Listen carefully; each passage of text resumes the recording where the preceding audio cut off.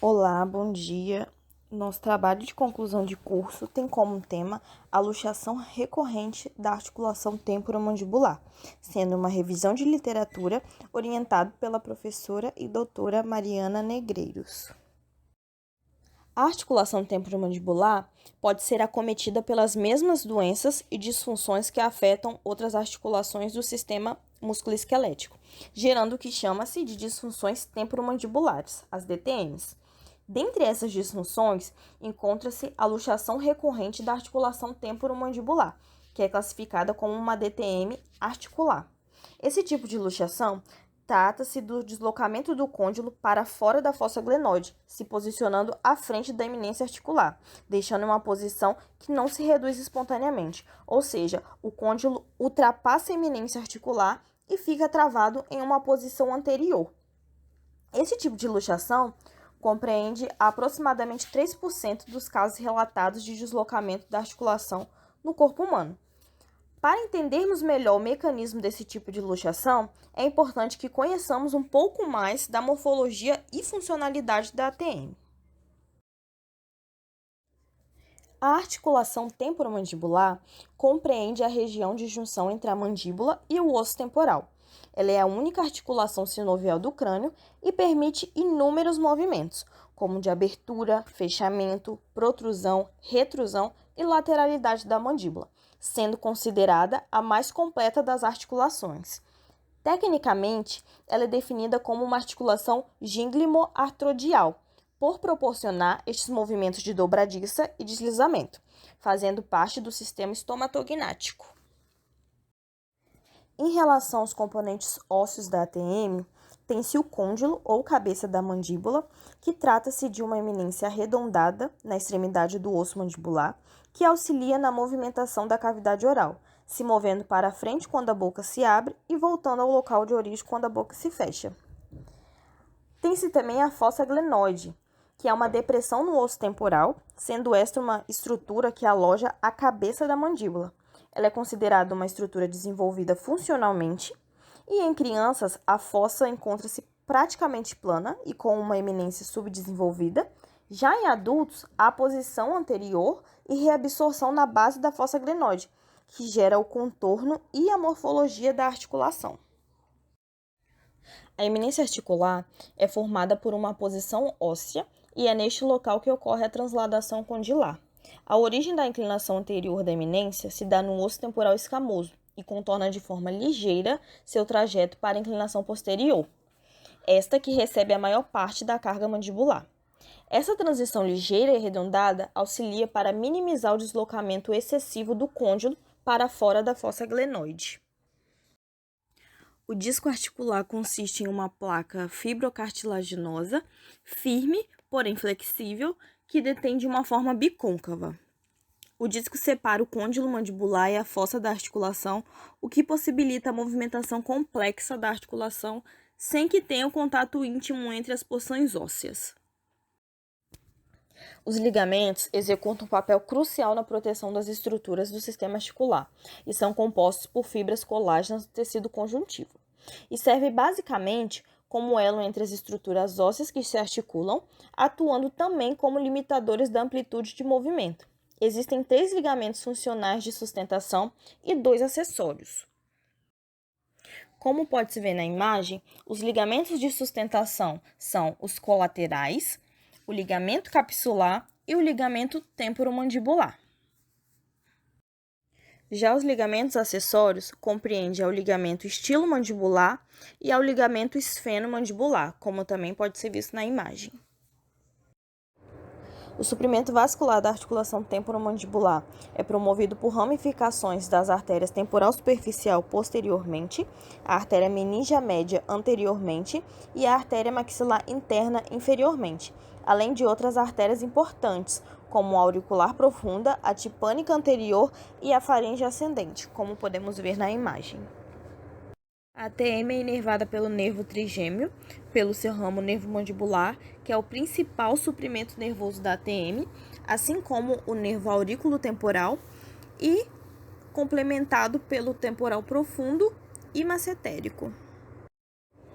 Normalmente, são apontados 4 músculos que contribuem nos movimentos de mastigação e mobilização da mandíbula e que se relacionam com a TM, sendo estes o masseter, com a função de elevar a mandíbula e auxiliar na protrusão e retração, o temporal, que eleva a mandíbula e faz a retração da mesma, o pterigóide medial, que promove a elevação da mandíbula e, quando atua com o pterigóide lateral, faz a protrusão, e o pterigóide lateral, que faz a protrusão da mandíbula quando atua simultaneamente com o contralateral, e lateralização da mandíbula quando atua isoladamente. Agora vamos descrever, segundo a literatura, a definição e a etiologia da luxação da ATM. De acordo com Carrara e outros autores, a Academia Americana de Dor Orofacial define a luxação recidivante da articulação temporomandibular como uma disfunção temporomandibular articular. A luxação da articulação temporomandibular compreende uma incompatibilidade estrutural das superfícies articulares, levando à perda parcial ou total de contato das superfícies devido a uma hiperextensão do movimento condilar. A luxação da TM resume-se em um deslocamento da cabeça condilar para fora da fossa glenoide, além da eminência articular, e que não se reduz espontaneamente. Sendo assim, o deslocamento excessivo do côndilo tem sua etiologia multifatorial, podendo estar relacionada a alterações morfológicas presentes nos componentes da articulação temporomandibular, como na eminência articular do osso temporal e o osso do côndilo mandibular, bem como a frouxidão da cápsula e ligamento articular ou hiperatividade muscular. Em pacientes com esses fatores predisponentes, o ato de rir, bocejar, mastigar e até mesmo vomitar podem desencadear o deslocamento. A luxação da TM pode ser classificada de 5 formas: quanto à simetria uniobilateral, quanto à posição do côndilo mandibular, anterior, posterior, medial, lateral ou superior, quanto ao número de ocorrências, podendo ser recorrentes ou não recorrentes, quanto ao tempo de apresentação, sendo aguda ou crônica, e quanto à etiologia, podendo ser traumática ou espontânea. A luxação mandibular anterior bilateral aguda e espontânea é o tipo mais frequente. Os sinais e sintomas clínicos da luxação de mandíbula são oclusão prejudicada, levando uma mordida aberta anterior, incapacidade de fechar a boca, salivação extrema e dor. Ainda pode ser visualizado e palpado uma depressão ou ondulação pré-auricular. Isso ocorre devido ao deslocamento do côndilo para uma posição anterior à fossa glenoide. Além disso, quando a luxação for unilateral, a mandíbula pode estar em uma posição lateral para o lado não afetado. A radiografia panorâmica e tomografia deve ser realizada em pacientes que possuam outros sintomas além dos que caracterizam um quadro de luxação recorrente, que permita algum diagnóstico diferencial, a fim de descartar fraturas faciais ou deformidades de forma ou tamanho condilar, e também para fornecer informações para o diagnóstico e planejamento do tratamento a ser realizado, em caso da luxação de mandíbula. Em relação ao tratamento, existem 3 modalidades: o conservador, o minimamente invasivo e o cirúrgico. A redução manual é um tipo de tratamento conservador que consiste em aumentar o perímetro entre o côndilo e a eminência para que o complexo dísculo-côndilo regresse para sua posição original atrás da eminência articular. O método mais popular é o hipocrático e o método pivô de pulso. Durante o método hipocrático, o profissional se posiciona na frente do paciente e, com as mãos enluvadas, os dedos posicionados lateralmente ao redor da mandíbula e os polegares sobre os molares, aplicando uma pressão para baixo. O queixo é girado para cima, seguido de um movimento para posterior, como mostra a primeira figura. Outra técnica é o método pivô de pulso, onde o profissional se posiciona na frente do paciente e, com as mãos enluvadas, coloca-se os polegares no ápice do mento e os demais dedos na oclusal dos molares inferiores. Então, aplica-se uma força superiormente por meio dos polegares e uma pressão inferior com os dedos em movimento de rotação dos punhos, até que a redução seja alcançada. Independente do método utilizado, é necessário um período de restrição funcional, com uso de bandagens e dieta líquida ou pastosa. Relaxantes musculares também podem ser prescritos. Entre as técnicas minimamente invasivas, tem-se a injeção de sangue autógeno. O princípio para o uso do sangue autógeno é baseado na patogênese da hemartrose pós-traumática, com sua subsequente cicatrização e limitação da amplitude de movimento do côndilo. Para a técnica, bloqueia-se o nervo aurículo-temporal, insere-se uma agulha no espaço articular e, com uma seringa em forma de T, lava o espaço com 5 ml de solução salina. Então, coleta-se 5 ml de sangue do paciente e, após essa coleta, conecta-se uma seringa de sangue à agulha inserida anteriormente. Então, 3 ml de sangue são injetados no espaço articular superior e, após isso, a agulha é puxada 1 centímetro para fora e mais 1 ml de sangue é injetado na região pericapsular. Outro tipo de tratamento minimamente invasivo é a injeção de toxina botulínica. O objetivo principal da aplicação, nos casos de DTM, é a diminuição da força muscular do masseter, pterigódeo e temporal, em especial nos casos em que há bruxismo associado.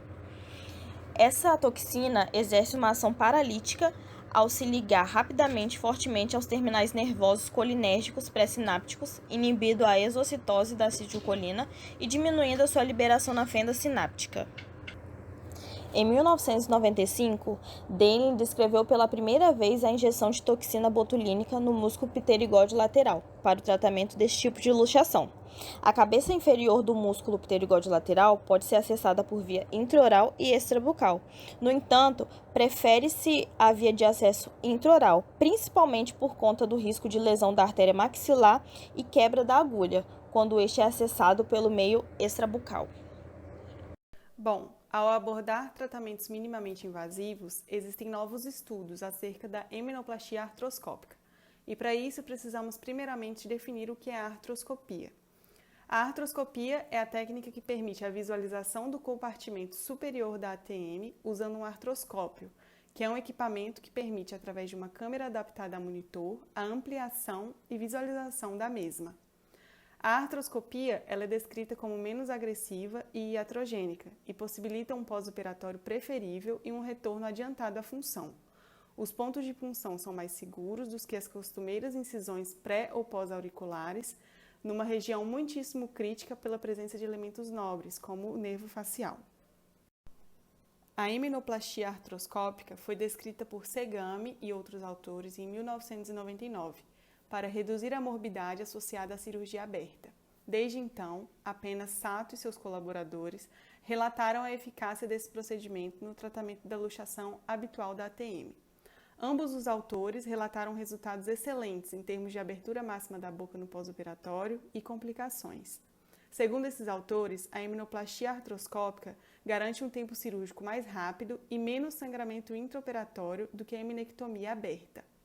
Em termos comparativos, a eminoplastia artroscópica mostra algumas vantagens sobre a eminectomia tradicional, uma vez que se obtém resultados semelhantes com um procedimento menos invasivo. O rápido desenvolvimento da pesquisa e da tecnologia vão levar a curto prazo uma ampliação do universo da aplicação da cirurgia artroscópica da ATM. Na figura A, podemos ver a cabeça do côndilo presa no recesso anterior. Na imagem B, imagem do recesso anterior após o término da eminoplastia artroscópica. A remodelação da eminência articular, ela permite uma maior liberdade para os movimentos condilares e uma redução do seu aprisionamento. Agora vamos falar do tratamento cirúrgico aberto. Em pacientes com luxações recorrentes, uma indicação para tratamento cirúrgico aberto pode ser estabelecido após falha de métodos conservadores e/ou minimamente invasivos. As abordagens conservadoras promovem apenas o alívio temporário dos sintomas, sendo comum a recorrência. O tratamento cirúrgico, atualmente, ele é considerado o método terapêutico mais efetivo e definitivo no tratamento das luxações recorrentes da ATM. Os tratamentos cirúrgicos da luxação recorrente da ATM têm em vista, essencialmente, o alcance de dois objetivos diferenciados. O primeiro, delimitar a abertura bucal, aumentando a eminência articular com o uso de anteparos que se interponham à trajetória do côndilo mandibular, como, por exemplo, o uso de mini placas de titânio. E o segundo objetivo, que é proporcionar movimentos mandibulares livres pela extirpação da eminência articular por ostectomia. Por essa razão, cada uma dessas modalidades de tratamento cirúrgico tem suas vantagens e desvantagens a serem consideradas. O primeiro tratamento cirúrgico aberto a ser citado nesta revisão é a eminectomia. Ela foi descrita inicialmente por Mihawk em 1951.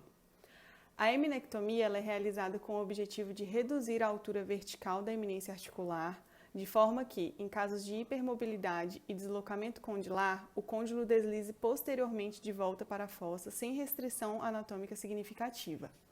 A eminectomia ela envolve a redução cirúrgica da eminência articular, normalmente realizada por meio de uma abordagem pré-auricular, e ela consiste na remoção da eminência por ostectomia, com o uso de instrumentos rotatórios associados ou não a escopos.